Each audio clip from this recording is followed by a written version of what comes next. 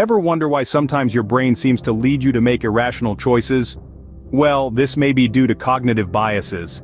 Cognitive biases are essentially mental shortcuts or patterns of thinking that can lead us to form beliefs or make decisions that aren't necessarily based on reason or actual experience.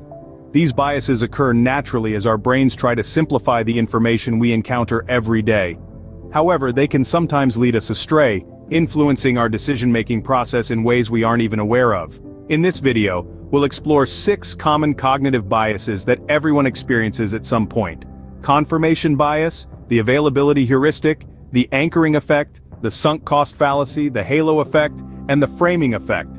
Each of these biases affects how we perceive the world around us and how we make decisions. So, are you ready to explore your mind a little bit more? Let's dive into the fascinating world of cognitive biases and understand how our brains trick us. Have you ever found yourself only paying attention to information that supports your pre-existing beliefs and ignoring the rest? Let's imagine for a moment a person named Sam. Sam believes in a certain political theory. He spends hours online searching for articles, blogs, or videos that support his theory. Whenever he stumbles upon information that contradicts his belief, he quickly brushes it off as misinformation or simply overlooks it. Sam is not alone. We all at times fall into this mental trap. This cognitive quirk is known as confirmation bias. It's like wearing tinted glasses that only allow certain colors of light to pass through, the colors that align with our preconceived notions. This bias leads us to favor information that confirms our existing beliefs and disregard anything that challenges them. Why does this happen? It's a bit of a survival mechanism. Our brains are wired to avoid cognitive dissonance, the discomfort we feel when we hold two contradictory beliefs. So, we cherry-pick information that makes us feel consistent and comfortable. But the downside? Confirmation bias can limit our understanding and perspective. It can trap us in echo chambers where we only hear echoes of our own voices and beliefs. So next time you find yourself searching for information, try to take off those tinted glasses. Seek out diverse sources, challenge your beliefs, and embrace the discomfort of cognitive dissonance. This is confirmation bias, where our brain prefers information that confirms our beliefs and ignores the rest. Ever made a decision based on an instance that readily pops up in your mind? Well, isn't this something we've all done at some point? This is where the availability heuristic comes into play. Picture this. You've always loved the thrill of traveling, the rush of takeoff, the anticipation of landing in a new place. But then, you hear about a plane crash on the news. The images are shocking, the loss devastating. Suddenly you find yourself rethinking your plans for that upcoming trip. You decide to drive instead, convinced that it's the safer option. This, my friends, is a classic example of the availability heuristic in action. It's a mental shortcut that affects our decision-making process. Our brain, in its quest for efficiency, often relies on immediate examples that come to mind when evaluating a specific topic, concept, method, or decision. In this case, the vivid memory of the plane crash news story is readily available in your mind. It overshadows the statistical fact that air travel is significantly safer than road travel. Yet, because the plane crash is the most recent and emotionally charged image you have, your brain concludes that flying is dangerous. You see, our brains are wired to make quick decisions, and often, they use the most accessible information to do so. This is not always a bad thing, as it helps us navigate through our daily lives. But it's important to be aware of it, especially when making significant decisions. This is the availability heuristic, where our brain makes decisions based on readily available information. Have you ever been influenced by a number or information that you heard first? Let's take a journey into the world of cognitive biases and meet one of its inhabitants. The anchoring effect. Picture this. You walk into a store and see a pair of shoes that catch your eye. The tag shows an original price of $200, but today, it's marked down to just $100. Without a second thought, you feel like you're getting a great deal, and you decide to buy it.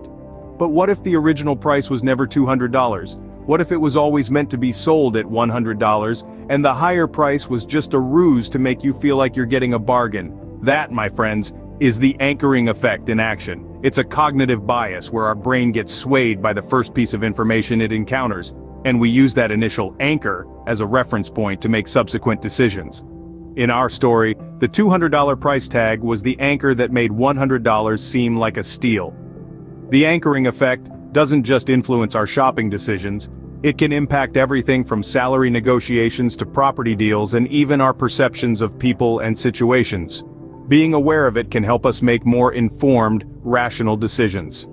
This is the anchoring effect, where our brain is influenced by the first piece of information we hear. Ever continued investing in something just because you've already invested a lot in it? Let's paint a picture to illustrate this. Imagine you're halfway through a movie.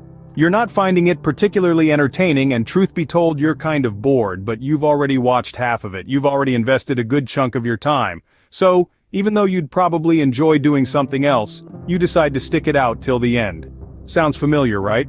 This is a classic example of the sunk cost fallacy. It's a cognitive bias that makes us believe that we should continue with a decision, not because it will lead to the best outcome, but because we've already invested time, money, or resources into it. We don't want to feel like we've wasted our investment, so we continue on, even when it's clear that we would be better off cutting our losses. The sunk cost fallacy can influence decisions in many areas of our lives, from watching boring movies to sticking with unfulfilling jobs or unhealthy relationships. We keep going, hoping that things will get better, unable to admit that our investment may have been a mistake. But remember, the best decision is not always the one that validates our past actions. It's the one that leads to the most beneficial future outcome. This is the sunk cost fallacy, where our brain convinces us to stick with a losing proposition because of the time or resources we've already invested. Ever judged a person or a situation based on one trait or piece of information? That's what we'll delve into in this part of our journey through cognitive biases, focusing specifically on the halo effect and the framing effect. Picture this.